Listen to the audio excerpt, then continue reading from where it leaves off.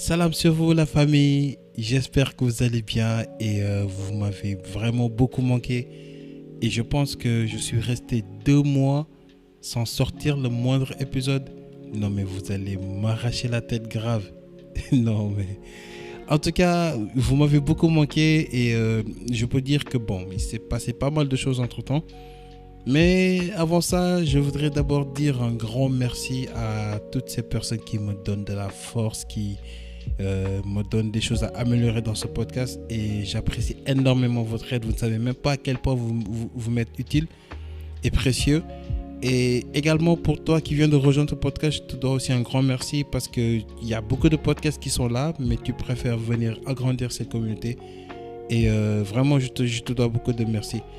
Bref, avant de commencer, je vais me présenter rapidement. Mon nom est Mr. Lamsin, hôte de ce podcast. Et ici, nous traitons des sujets qui influencent notre temps et nos vies, que ce soit la santé mentale, la spiritualité, le développement personnel, le monde digital, voire les finances. Et comme j'ai l'habitude de le dire, sans plus tarder, Wartu Podcast Jotna.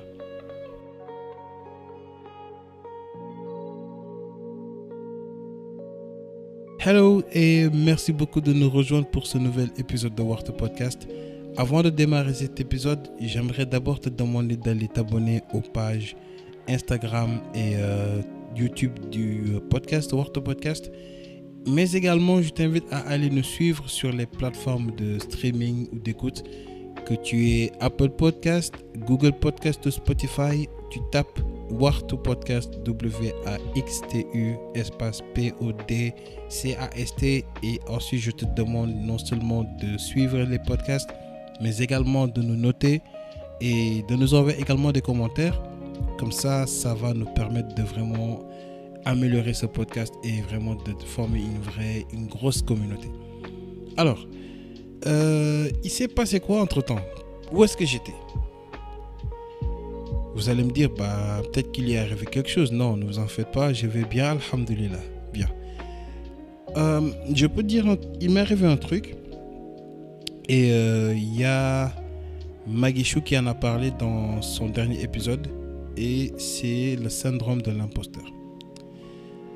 Alors, à un moment donné, lorsque j'étais en train de créer ces épisodes de podcast, il m'est souvent arrivé de me poser cette question suivante. Est-ce que je suis vraiment capable de créer un podcast et voilà, de pouvoir vraiment animer cela, ou même si je me sens digne d'animer un podcast en fait? Parce que à un moment donné, quand tu as beaucoup de gens qui t'écoutent, tu te dis que forcément tu n'as pas beaucoup d'expérience dans le domaine, parce que tu te dis qu'il y en a d'autres qui sont bien plus qualifiés que toi et tout ça. Et également, j'avais cette peur en fait de vraiment, d'avoir la grosse tête en fait. Parce qu'à un moment donné, je me suis dit, ah non, le truc là, c'est pas pour moi. Et puis voilà, je fuis tout ça. Mais bizarrement, tu vois d'autres personnes qui sont comme toi, qui font à peu près la même chose que toi, mais sauf que eux, ils s'en tirent facilement. Donc du coup, moi, je me suis dit, tu sais quoi? Arrête de douter de toi-même. Fonce. Tu n'as rien à perdre. Si au pire des cas, si ça doit échouer, voilà quoi. C'est-à-dire il y a peu de gens qui l'écoutent ou bien ils se désabonnent au pire des cas, mais tu vas pas mourir, tu vas pas, perdre beaucoup en fait. Et moi, je peux dire qu'il m'est arrivé de vraiment douter parce qu'à un moment donné, je me suis dit non, je mérite pas ça. C'est-à-dire je suis pas capable de gérer un podcast et tout, alors que pourtant il y a beaucoup de gens qui m'envoient des messages, qui me demandent comment tu as fait pour créer ton podcast, comment tu as fait pour acheter le matériel et tout ça. Donc, je me suis dit une chose, je dois arrêter de douter de moi.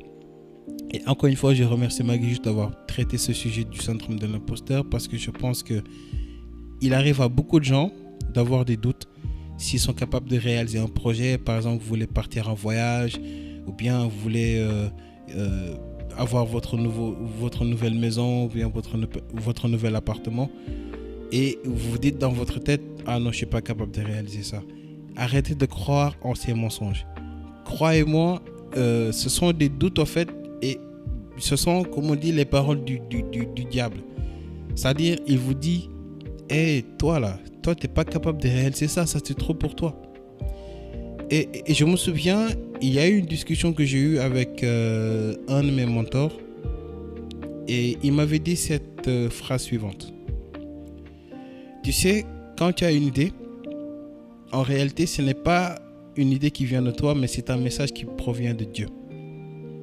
C'est-à-dire, Dieu, il a implanté cette idée-là, on va dire par exemple à 10 personnes. Maintenant, la personne qui a le courage de réaliser cette idée-là, eh bien, à lui revient le crédit. Et il a également ajouté une phrase, mais qui m'est restée là dans la tête. Il m'a dit ceci. De toute façon, nous allons tous mourir. Si tu ne fais rien, tu meurs. Si tu fais quelque chose, tu meurs. Donc, autant faire et mourir. Et là, je me suis dit, mais pourtant, ce qu'il dit, c'est vrai. Parce que au lieu de rester là à ne rien faire et à me poser 100 000 questions, pourquoi ne pas passer à l'action tout simplement? Au lieu d'être là à hésiter, à me dire que je ne suis pas capable de réaliser telle chose, non, je passe à l'action. Maintenant, si j'échoue, au pire des cas, c'est une leçon que j'apprends. Et comme ça, la prochaine fois, je pourrais vraiment me relever. Et j'aimerais dire également que il est important de vraiment croire en soi. Parce que lorsque tu crois en soi, en fait, tu te donnes beaucoup de force. Et également, il y a une vidéo que j'ai vue sur Instagram. C'était, je pense, c'est un expert en psychologie humaine. Il a fait une expérience simple. Il a demandé à la personne de tendre ses bras. Et il lui a dit, pense à un moment où on t'a vraiment aimé. Et la personne s'est mise à penser à des moments où on lui a dit je t'aime, ou bien où il s'est vraiment senti aimé.